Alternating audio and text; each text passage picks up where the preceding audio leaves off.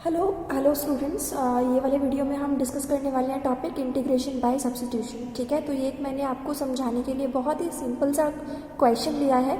इस क्वेश्चन की हेल्प से हमें समझना है कि इंटीग्रेशन बाय सब्स्टिट्यूशन होता क्या है। देखो, बिफोर वी स्टार्ट उससे पहले एक बात पे ध्यान देना कि अब तक हम जो डिफ्रेंशिएशन करते आ रहे थे, जब मैंने आपको क्वेश्चन दिया लाइक log x का डिफ्रेंशिएशन करो, तो आप log x का डिफ्रेंशिएशन कैसे लिख रहे थे, 1/x ये डिफ्रेंशिएशन कर रहे थे। अब आपने क्या करना है कि अगर मैं आपको इंटीग्रेशन करने को बोलती हूँ 1/x का, ठीक है, ये इंटीग्रेशन है, इसका इंटीग्रेशन क्या हो जाएगा, log x। फाइन, तो बात ये आती है कि log x का डिफ्रेंशिएशन तो 1/x होता है, लेकिन 1/x का इंटीग्रेशन जो है, this is the symbol of integration, 1/x का इंटीग्रेशन log x होता है। ठीक है, ये बात है। और दूसरा ये कि अगर आपको इंटीग्रेशन करने को बोला जाता है 1 का, इंटीग्रेशन करो विद रिस्पेक्ट टू x, 1 का कुछ भी नहीं लिखा हुआ, यानी कि 1 का इंटीग्रेशन करना है। ठीक है, तो यहाँ पे इसका इंटीग्रेशन, ब्लैंक का इंटीग्रेशन हमेशा x होता है। ठीक है, 1 का इंटीग्रेशन की वैल्यू क्या आएगी, x। ठीक उसी तरह जैसे कि हम, आपको याद होगा, हम डिफ्रेंशिएशन किया करते थे d/dx, किसका, x का। तो x का डिफ्रेंशिएशन आप क्या लिखते थे, x का डिफ्रेंशिएशन आप 1 लिखते थे, पर अब 1 का जो इंटीग्रेशन है वो हमारा x होगा। तो इंटीग्रेशन डिफ्रेंशिएशन का ऑपोजिट होता है। log x का डिफ्रेंशिएशन अगर 1/x है तो 1/x का इंटीग्रेशन log x होगा। 1 का इंटीग्रेशन अगर x है तो x का डिफ्रेंशिएशन 1 होगा। ठीक है, ये तो बहुत छोटा सा बेसिक था। अभी हम हमारे क्वेश्चन पे आते हैं and we will understand the integration by substitution.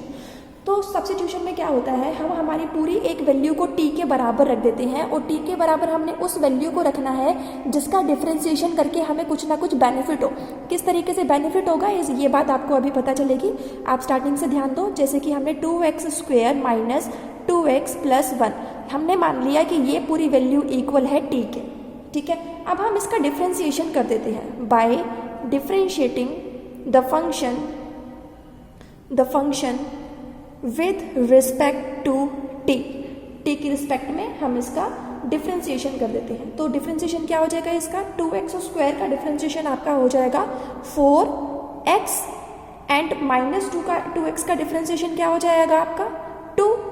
ठीक है, इक्वल t का डिफ्रेंशिएशन क्या हो जाएगा with respect to x, sorry with respect to t नहीं, with respect to x, variable हमारा x है ना, तो विद रिस्पेक्ट टू x हम यहाँ पे डिफ्रेंशिएशन करेंगे।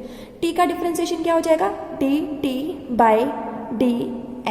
ठीक है, तो 2x² का डिफ्रेंशिएशन 4x हो गया, माइनस 2x का डिफ्रेंशिएशन -2 हो गया, प्लस 1 का डिफ्रेंशिएशन तो 0 हो जाएगा, उसको लिखने की जरूरत नहीं है। और t का डिफ्रेंशिएशन dt/dx, वेरिएबल हमारा क्योंकि इक्वेशन में x है तो with respect to x differentiation हमने कर दिया। अब यहाँ से क्या होगा, इधर से मैं 2 कॉमन ले लेती हूँ और अंदर क्या रह गया 2x माइनस 1, dx को यहाँ ले आओ, dx इक्वल dt। इससे बेनिफिट क्या होगा ये देखना, ये पूरी वैल्यू को यहीं रहने दो, 2 को नीचे ले आते हैं, तो हमें मिला 2x minus 1 dx equal dt/2। ठीक है, अब आप देखोगे कि जो हमारा इंटीग्रेशन का क्वेश्चन है उसमें ऊपर क्या लिखा हुआ है, 2x माइनस 1 dx।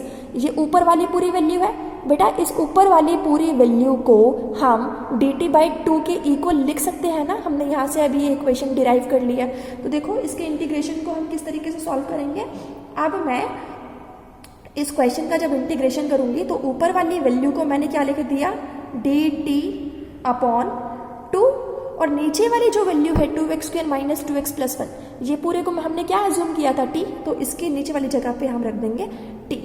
ओके, अब इसका हम इंटीग्रेशन करते हैं। इंटीग्रेशन करेंगे तो 1/2 हमारा कांस्टेंट है, 1/2 को बाहर लिख लो, जैसे डिफरेंशिएशन में कांस्टेंट बाहर लिख लेते हैं, 1/2 को बाहर लिख लिया, और अंदर हमने इंटीग्रेशन करना है 1/t का।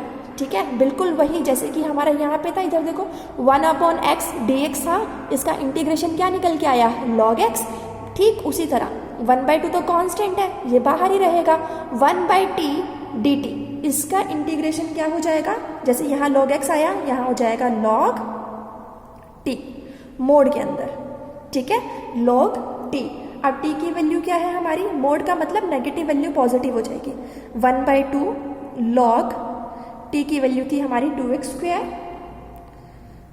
Minus 2x plus 1। ठीक है, अब इंटीग्रेशन का क्वेश्चन जब भी हम सॉल्व कर लेते हैं तो लास्ट में एक कांस्टेंट ऐड हो जाता है।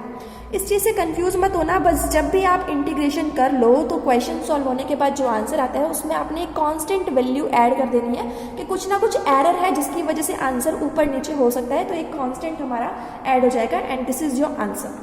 तो सब्स्टिट्यूशन में हमने क्वेश्चन को कैसे सॉल्व करना है, हमने हमारे क्वेश्चन का कुछ ऐसा पार्ट टी रखना है जिसका डिफरेंशिएशन करके हमारा क्वेश्चन और सिंपल हो जाए, राइट। जैसे यहाँ पे सिंपल हो गया, मैंने इस पूरे इक्वेशन को dt/2 रख दिया, राइट, और नीचे वाले को तो हमने t अज्यूम किया था और फिर इसका इंटीग्रेशन करना मेरे लिए आसान हो गया। This is the concept of integration by substitution.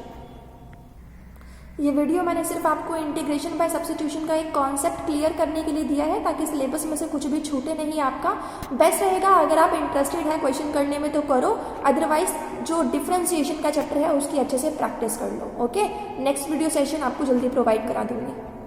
Thank you.